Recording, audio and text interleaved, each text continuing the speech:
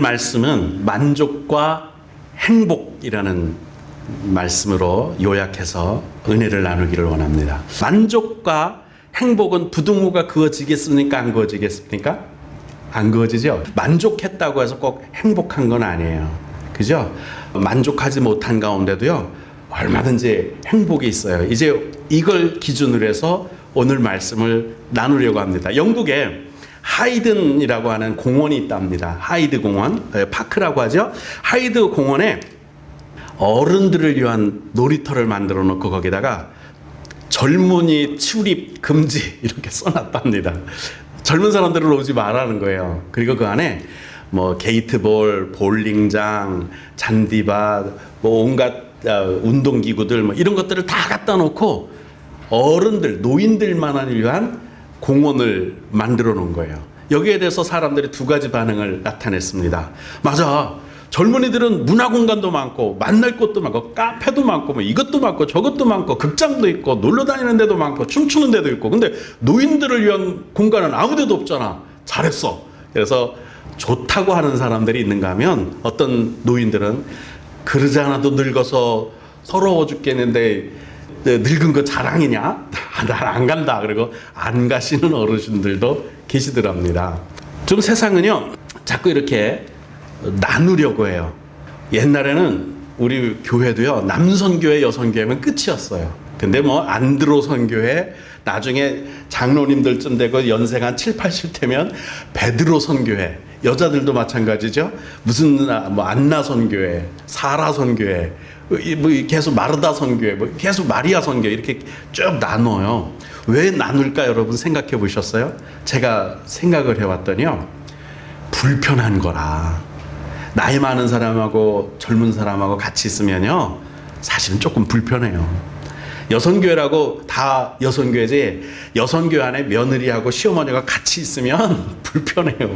한 집에 시어머니하고 며느리하고 같이 살면요, 우리 집도 보니까 사실은 불편하더라고요. 저도 우리 아버지도 집에 있을 때는 속옷 차림으로 다니고 싶은데 아버지 때문에 우리 집 사람은 그렇게 못하고, 저도 체면 때문에 못하고, 또 아버지도 그러고, 서로 불편한 게 많아요. 같이 한다는 게, 함께 한다는 게요, 상당히 불편한 게 많아요. 그런데 이 불편하다는 것을 극복하기만 하면은요, 엄청난 유익이 있어요. 그 유익을 위해서 우리가 함께 하는 거거든요. 그것 때문에 함께 하는 거예요. 가족 간에도요, 자식하고 부모하고 같이 상을 먹으면 아무래도 자식들은 좀 불편할 거예요. 그죠? 근데 그걸 극복하고 나면 가정이 화목해지고 천국이 되고, 또 부모 자식 간의 그 끈끈한 천륜이 정말 생생하게 다가오기 때문에 그것만 극복하면 좋아요. 같이 하기 위해서 분열되지 않고 같이 하기 위해서 너나 없이, 남녀노소 없이, 문화 없이 같이 하기 위해서 꼭 해야 될 일이 있어요. 뭐냐면 내가 불편한 걸 좀 감수할 수 있어야 돼요. 불편하다? 나 불편해서 안 할래. 그러면 절대로 함께 못 하는 거예요. 어떻게 해야 될까요? 내 편리하다. 나 좀 이거면 난 이거 편리하다고 하는 걸 좀 내려놓고 양보해야 돼요. 그리고 조금 더 수고하고 부담질 생각. 내가 조금 더 부담을 갖지 뭐. 내가 조금 더 움직이지 뭐. 내가 찻잔 한 번 더 나르고, 내가 설거지 한 번 더 하지 뭐. 내가 빗자루 한 번 더 들면 돼. 괜찮아. 에어컨 조금 더 틀지 뭐. 속옷 입고 다니느니. 그러면 엄마, 아버지 같이 살아도 괜찮아. 이게 조금 수고를 더 하면, 부담질 생각을 하면 함께 할 수 있어요. 함께 하기 시작하고 나면 각각 분리돼서 살던 개인주의, 이런 것들과는 전혀 다른 행복을 얻을 수 있게 됩니다. 이제 보면 예수님도 하늘 영광을 다 내려놓고 우리와 함께하기 위해서 사람의 몸을 입고 죄인들 속에 오셨습니다. 그래서 더 큰 영광, 구원과 부활의 영광을 얻으셨습니다. 우리가 카페를 만들었습니다. 그 카페가 함께 하자는 거예요. 좀 수고를 하고 내 불편을 내려놓더라도 같이 모여서 커피 한잔하고, 시간 2시간을 소비해야 되고 허비해야 되고 손해봐야 되는데 내가 카페까지 와서 꼭 그 집사를 만나야 되나, 그 권사를 만나야 되나? 2시간만 손해보고 수고하면 정말 돌아갈 때 그 이상의 행복, 2시간의 이상의 즐거움과 기쁨과 마음에 얻는 것들을 가지고 갈 겁니다. 연합할 수 있어서 더욱 좋은 카페, 화해하고 이해하고 관용하고 대화하고 오해를 풀고 그런 카페가 되었으면 좋겠습니다. 우리뿐만인가요? 이웃 사람들도 같이 오시면 좋겠어요. 이웃 사람들도, 우리 교인들이 아니더라도, 우리 교회 사람들이 아니더라도 동네 사람들도 거기 가, 공짜래, 이렇게 해서 많이 이용하면서 교회의 문턱을 낮출 수 있다면 더욱 좋겠습니다. 오늘 말씀 시작입니다. 여러분, 재물 좋죠. 월급 20-30만 원 한 달에 더 올라가는 것 가지고 엄청 기뻐하는 사람을 봤습니다. 우리 큰딸내미가 직장을 다니기 시작한 지 얼마 됐더니 반장이 되고, 그러면서 엄마 나 20만 원인가 30만 원인가 월급 이제 올랐어. 아, 그게 그렇게 좋은가? 상당히 좋아하더라고요. 한 달에 20-30만 원이면 제가 하루에 제가 나가서 난리를 하면 한 10만 원은 받을 거 아니에요. 3일 일하면 받을 건데 그게 이렇게 좋은가 싶은데, 이 재물, 권세, 명예, 이거 내가 원하는 만큼 갖는 거에 대한 만족감이라는 게 사실 있잖아요. 그죠? 이 만족감 때문에 사람들이 조금 더 일을 하는 거고요. 조금 더 수고하는 거예요. 근데 이 만족을 하게 되면, 내가 만족했다고 해서 그게 행복해질 거다라고 사람들이 착각하고 있어요. 아니, 잠깐 동안의 즐거움, 만족, 이걸 행복이라고 착각하고 있어요. 근데 이게 가만히 생각해 보세요. 우리 큰딸내미도 월급이 오른다 소리 듣고 고주가는 좋아서 뭐 우리 집사람하고 통화도 하고 엄마 하고 뭐 그러더니 그 다음은 그 얘기 쏙 들어갔어요. 이제 내 월급 또 언제 또 오르나, 여기에 관심이 있지 오른 만족감은 이제 또 없더라 말이죠. 그래서 주임이 되면 오를 텐데 뭐 3번 라인 누가 반장이 그만뒀고 또 내가 주임 일을 뭐 대행하고 있고 이러면서 이제 월급 오를 거에 대한 기대, 거기에 가서 기대하고 있지, 이전의 만족은 다 어디로 갔는지 사라져 버렸어요. 여러분, 재물이라는 거요, 권세라는 거 순간적인 만족은 줘요. 근데 그게 행복으로 쭉 이어지는 일이 없다는 게 문제예요. 제가 컴퓨터를 얼마나 일찍 만졌는지 286대 1990년대 초반에 만졌습니다. 목사님들이 다 놀랐어요. 제가 목사님들 중에 처음 만졌거든요. 그리고 만지고 286대였는데 386이 나왔어요. 386을 교체하고 나서 한 2-3초 더 빨라진 것 같은데 왜 그렇게 좋은지 진짜 좋더라고요. 그래서 이게 끝인 줄 알았어요. 이제는 컴퓨터는 이게 끝이다 그랬더니 조금 있다 보니까 486이 나왔는데요. 이야, 그 욕심 때문에 안절부절이라. 이제 늦게 사는 사람들은 돈에 부담이 없잖아요. 저는 286 샀다가 386 샀다 돈에 부담이 되니까 금방 못 바꾸는데, 제가 컴퓨터 쓰는 걸 보고 목사님들이 야, 컴퓨터 그거 좋은 거네, 나도 그거 사서 써야지 하고 사려고 대든 사람이 486 살 때는 처음 사는 거니까 돈에 부담이 없어서 덜컥 사버린 거예요. 근데 저는 486을 이제 바라보는 입장에선 불평불만이 생긴 거예요. 왜 내 건 이렇게 느려? 불과 6개월 전만 해도 빠르다고 무지 좋아했던 거거든요. 만족했던 거거든요. 근데 이제 불평의 대상이 됐어요. 그래서 결국은 벼르다가 집사람을 괴롭혀서 486을 샀는데 그 만족이 영원할 줄 알았죠. 근데 그것도 열흘이 안 가더라고요. 그냥 그게 그거 같아. 그냥 쓰니까 뭐 286이나 386이나 486이나 뭐 별반 차이가 안 나는 거예요. 그때 그게 그거라. 그러더니요, 펜티엄이 나왔는데 또 그거 못 사갖고 나는 왜 이렇게 느린 걸 지금도 써야 돼? 내가 왜 이렇게 시간이 아까워, 뭐 이러면서 집사람을 또 달달 볶아서 펜티엄을 사면서, 지금 이제 뭐 쿼드인가 나왔죠? 쿼드가 이제 4라는 뜻이잖아요. 그리고는 또 6세대라는 게 나왔어요. 지금 쓰고 있는 게, 제가 지금 쓰고 있는 게 4세대입니다. 근데 6세대가 나왔는데 목사님들 쓰는 거 가서 보니까 한 6초 8초에 부팅이 되더라고요. 근데 뭐 제 건 뭐 한 10초면 부팅이 돼요. 이제 지금은 이제 욕심 안 부리고 그게 그거지 이제 신경 안 씁니다. 왜? 이런 만족은요, 지금까지 숱하게 속아봤지만 순식간에 지나가 버려요. 그리고는 행복이 아니에요. 나 건강하면 행복할 텐데. 건강한 사람한테 물어보세요. 건강해서 행복한가? 나 월급이 한 달에 1,000만 원 되면 행복할 텐데. 물어봐요. 아니래요. 절대 아니래요. 나 저 사람하고 결혼하면 행복할 텐데. 그런 사람하고 결혼한 사람한테 물어보세요. 그래, 그 사람하고 결혼해서 행복해요? 예, 저는 행복합니다. 근데 딴 사람은 아니라 그러더라고요. 만족은요, 결혼식 끝나고 3개월 가기 힘들고요, 월급 1,000만 원 되고 3개월 가기 힘들고, 그러고도 또 1,000만 원 벌거나 200만 원 버나 한 달 지나면 통장 비는 건 똑같거든. 사는 게 그래요. 재물, 권세, 과장돼 봤다고 행복합니까? 물어보면 열흘은 그렇다 그래요.